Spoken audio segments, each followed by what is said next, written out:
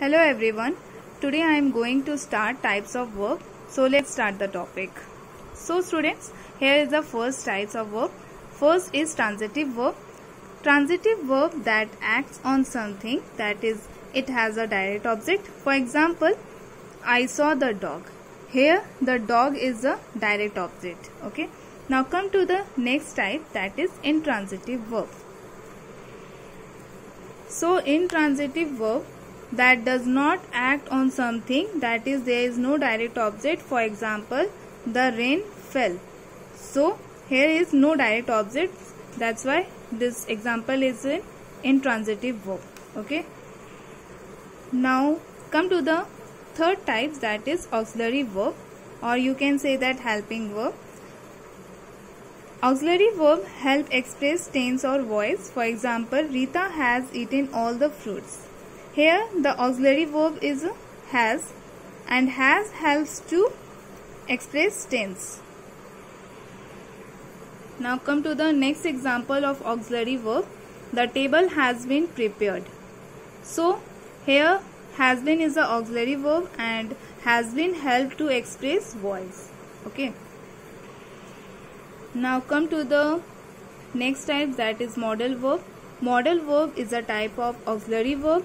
It used to express ideas such as ability, possibility, permission and obligation. Modal verbs are can, could, may, might, must, ought to, shall, should, will and would. So these all are the modal verbs. Okay, for example, Ruchi can eat a lot of apples. So can is a modal verb. So student, now come to the next type, that is infinitive verb. Infinitive form the verb is preceded by the word to. It is said to be. Okay. For example, I have to smoke that. To smoke is a infinite verb. So students, now come to the next is complements. Some verbs does not tell us about an action. They are called incomplete verbs. Okay. And next point is the word needed to give them a complete meaning is called a complement. For example, Sital is, Vikram seems, it appears. Okay. These three examples, these three sentences do not seem to make sense. That means this is incomplete verbs. Understood? Now come to the next example. Sital is happy. Second example, Vikram seems sad. Third example, it appears doubtful. So this sentence make complete sense. Okay. So student, as you can see here that this sentence, these three example is in incomplete verb, incomplete sense, and this example is complete sense. Okay. So now come to the next types, finite and non-finite verbs. Finite verb forms so, tense, person and number. For example, they study at home. Second example, he studied all night. Third example, he studies at home.